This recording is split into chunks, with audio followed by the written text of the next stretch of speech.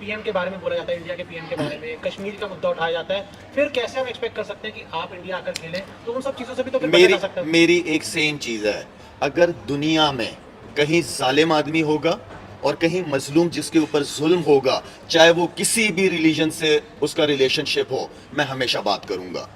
No doubt मैंने कश्मीर के हवाले से, लोगों के हवाले से बिल्कुल बात की है।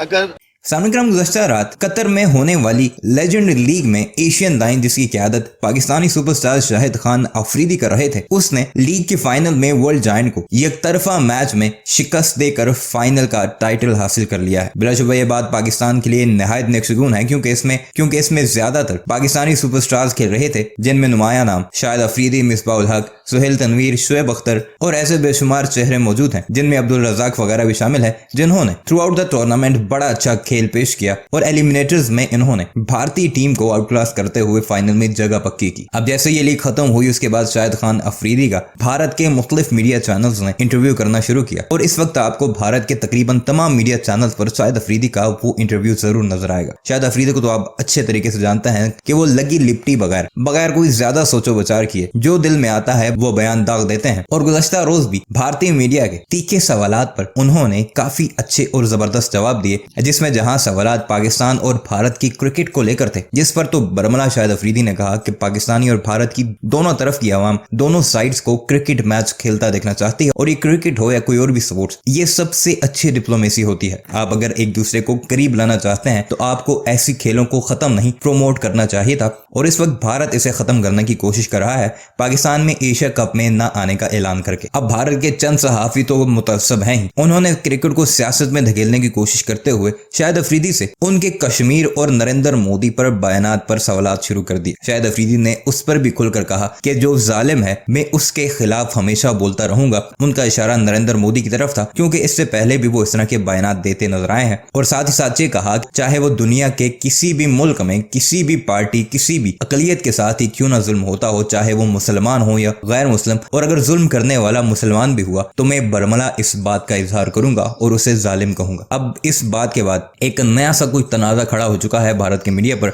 शाहिद अफरीदी के खिलाफ बाकायदा टाइटल पर यह लिखा जा रहा है कि इसने नरेंद्र मोदी को, हमारे प्रधानमंत्री को जालिम कहा है। हालांकि बात इतनी कुछ बड़ी नहीं थी, लेकिन इसे भारत के मीडिया के हाथ लग जाना और उसे फिर बढ़ा चढ़ा कर पेश करना आप तो अच्छे तरीके से जानते हैं। और अब पाकिस्तान और भारत के दरमियान इसे एक नए तनाज़ा बनाकर एक नए खेल की शुरुआत कर दी गई है। शाहिद अफरीदी ने मजीद क्या कहा, आइए आपको उन्हीं की जुबानी सुनाते हैं, फैसला आप कीजिएगा कि शाहिद अफरीदी कितना गलत थे और कितना ठीक।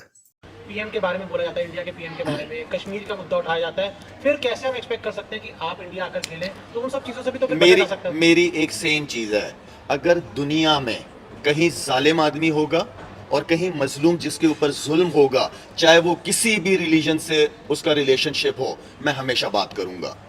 नो डाउट मैंने कश्मीर के हवाले से, लोगों के हवाले से बिल्कुल बात की है। अगर कोई नॉन मुस्लिम भी होगा ना, वो पाकिस्तान में होगा या इंडिया या दुनिया के किसी कोने में होगा, जालिम जालिम ही होता है, मजलूम मजलूम ही होता है। ये सिर्फ मेरी रिस्पॉन्सिबिलिटी नहीं है, आप लोग भी इंसान हो, इंसानियत से ज़बरदस्त खूबसूरत रिलीजन कोई नहीं है मेरे नज़दीक, और इवन कि आप लोगों के नज़दीक भी यही होगा। तो देखें, गलत चीज़ गलत होती है, ठीक चीज़ ठीक होती है, लेकिन हमें एटलीस्ट हकीकत से पर्दा नहीं वो करना चाहिए, हमें अपनी आंखें बंद नहीं करनी चाहिए। दोबारा कह रहा हूँ, कोई भी रिलीजन हो, जुल्म जुल्म होता है। आपने बोला जालिम जालिम होता है, जालिम की परिभाषा क्या है? कि जो अगर इंडिया के लिए कुछ अच्छा कर रहा है या फिर एक मतलब बेहतरी कर रहा है कुछ चीज़ों की, जहाँ पे तरक्की हो रही है, टूरिज्म बढ़ रहा है, तो उस मुद्दे के ऊपर जालिमनेस कहाँ से आ जाता है? मतलब ऐसा क्या जालिम कोई चीज़ हुई हो जिससे आपको लगता है कि जो ये सारी आप चीज़ मतलब? अच्छा, इस वक्त आप लोग ना ये टॉपिक कहीं और लेके जा रहे हैं। आपने जो सवाल किया मैंने उसका आपको जवाब दे दिया। मैं यहाँ पे क्रिकेट के लिए आया हूँ, क्रिकेट खेलने के लिए। अब मैं कोई, एक मिनट बात करने दो।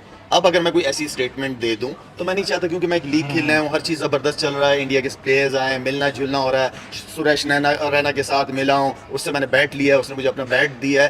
तो प्यार को बढ़ाओ, नफरत को ना बढ़ाओ।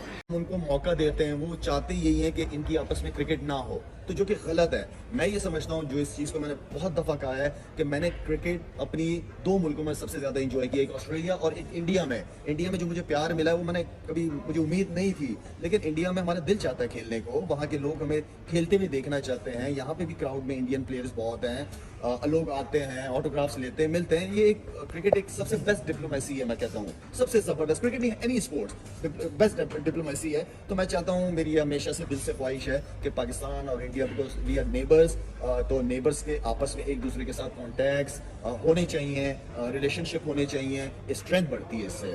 शायद भाई आपने बोला कि रिलेशन बनने चाहिए, कांटेक्ट बनना चाहिए, खेलना चाहिए, लेकिन फिर जब बात आती है, शायद आप ही हो या कुछ भी हो, कि जब पीएम के बारे में बोला जाता है, इंडिया के पीएम के बारे में, कश्मीर का मुद्दा उठाया जाता है, फिर कैसे हम एक्सपेक्ट कर सकते हैं कि आप इंडिया आकर खेलें? तो उन सब चीज़ों से भी तो फिर बचा जा सकता है। मेरी एक सेम चीज़ है, अगर दुनिया में कहीं जालिम आदमी होगा और कहीं मजलूम जिसके ऊपर जुल्म होगा, चाहे वो किसी भी रिलीजन से उसका रिलेशनशिप हो, मैं हमेशा बात करूंगा। नो डाउट, मैंने कश्मीर के हवाले से, लोगों के हवाले से बिल्कुल बात की है। अगर कोई नॉन मुस्लिम भी होगा ना, वो पाकिस्तान में होगा या इंडिया या दुनिया के किसी कोने में होगा, जालिम जालिम ही होता है, मजलूम मजलूम ही होता है। ये सिर्फ मेरी रिस्पॉन्सिबिलिटी नहीं है, आप लोग भी इंसान हो, इंसानियत से ज़बरदस्त खूबसूरत रिलीजन कोई नहीं है मेरे नज़दीक, और इवन कि आप लोगों के नज़दीक भी यही होगा।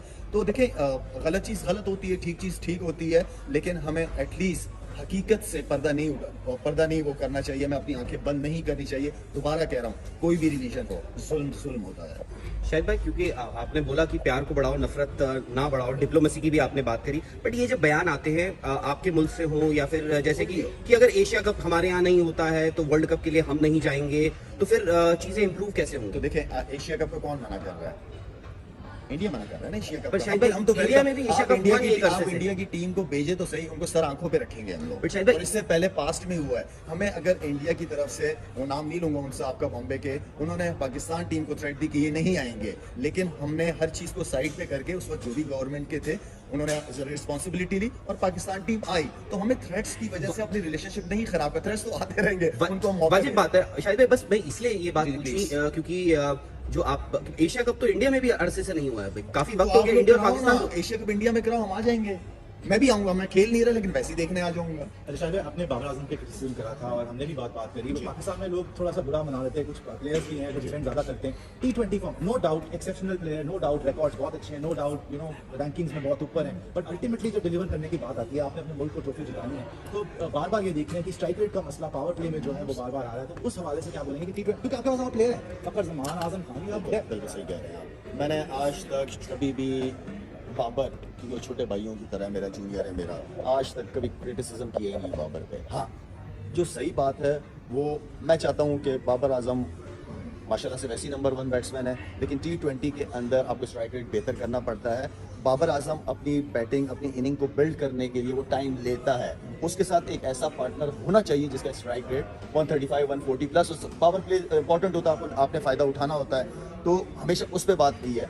जैसे अगर मैं विराट कोहली की बात करता हूँ, हमेशा से उसको बड़ा मैं हाई रेट करता हूँ, बड़ा पॉजिटिव खेलता है, उसके ऊपर मुश्किल वक्त भी आया, लेकिन उसने बड़ा प्लेयर था जिसकी वजह से उसने अपने आप को उसमें से निकाला है।